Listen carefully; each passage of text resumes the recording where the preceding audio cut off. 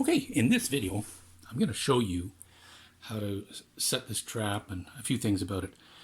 Now, very first thing is you want to put bait on your trap, and I recommend using just a dry peanut or a dry peanut and a raisin. And you'll see in here, there's a copper area right here. Right here, yeah, right this little spot here. So you really want to keep your bait really just in that copper area, and I'll tell you why in a second. So here I have is a raisin, trying to keep it in that copper area. Try not to use anything really big, and maybe try to keep it around a 1/4 inch thick or less, about a 1/4 inch thick. It's optimal. Too thick, this little plate picks up capacity, and so it'll extend the capacitance range if you go too thick. And that can be an issue because if you could put a really big piece, maybe the mouse isn't really, his nose is maybe only here or just over here, and it might trigger it off because it extends the coupling. So you want to keep it kind of tight in here. Okay, and so that's basically, the raisin has a little more moisture if it's a fresh raisin, and so it'll work really nice with the peanut. So you can, even if he just wants the peanut, you can put the raisin in there. It kind of helps the trap a little bit better, but you might not need it. You can try. As long as you just keep everything in that little copper pad, you should be okay. And so now the way you load this trap is keep this on the off position first to start. Okay, and what I would do is I will pull this lever back, okay, and then I will push the spring gear, and then I'll push this back in here so it locks, and I'll hold my finger on here, okay, and now I'll turn it on, but I'll keep my finger here. And the reason for that, sometimes there's a charge on a capacitor inside and it might still fire. So I'll turn it on, and if it doesn't fire, just let go. Just make sure it's touching the tip of the solenoid. Okay, so it's loaded right now. It's all loaded up, and so what will happen? There's that little light here. I don't know if you can see it because the exposure is a little different with when I come in there with my finger. I guess it goes off in about 10 or 15 seconds. It's just basically indicating some of the circuitry's charging up, and once it's off, the circuitry should be ready. But keep your fingers away from the trap at all times anyway, as a safety mechanism. So basically that's just telling you it's ready to go right now, and we can test it. What I would do to test it is just a piece of aluminum foil here, and so I'm going to come in from the bottom about maybe a 1/4 inch above the raisin and peanut, and that should fire it off. So this will just simulate a mouse or something. You can do your own test like this too. Okay, so we're going to come in now about, maybe about a little over a 1/4 inch above the raisin and peanut. Let's see what happens here. There we go. So the nice thing about that is, and obviously the smaller your bait is, you'll have to get a little closer to the plate, which is good if you want to really get him in.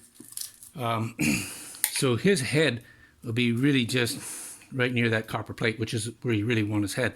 So that's a nice thing. So you kind of know where he is then.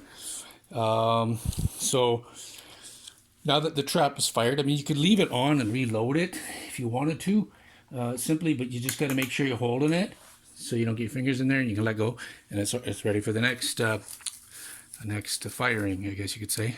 You see right here, there we go. So that's pretty much it for that, and there's nothing really else to it. Just don't yank on those wires. It's a little fragile. It's a 75 ohm coaxial wire, but it's thin, so don't move it around or anything like that, and you'll be okay. And when you're finished using the trap, turn it on off to conserve power. It draws very low power. I think this one's drawing about, well, it's less than half a milliamp. I know that, somewhere in that range, half a milliamp. Some versions around 700 microamps, which is 0.7 milliamp.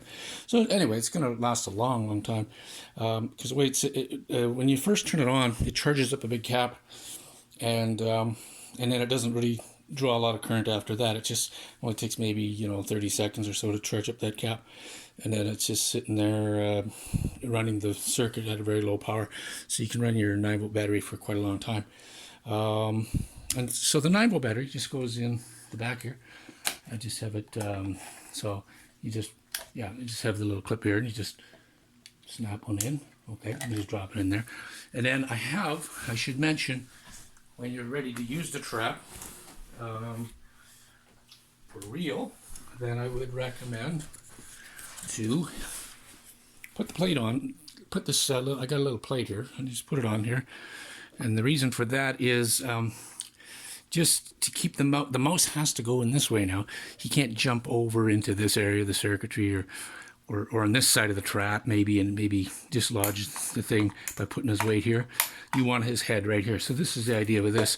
He has to go in this way. So this is just an extra, you know, way to keep him going a certain way. So yeah, basically just try to keep your bait about 1/4 inch or less thick. Something just that average size of peanut like that, small. And I used a small raisin. You know, don't use a gigantic raisin either, because I had some big ones and I found that, well, they're a little big. They probably work, but I haven't done a lot of testing on live mice yet. So I had Sean Woods. He has a YouTube channel. He did some testing on one of the other units I made. It seemed to work out really good. But so keep that in mind. You know, there's just the only thing you really have to adjust is maybe the size of the bait, but try to keep it on that copper area. Okay, so that's about all for the trap. If you have any questions, just shoot me an email, and I can help you answer a few more questions. Okay, take care.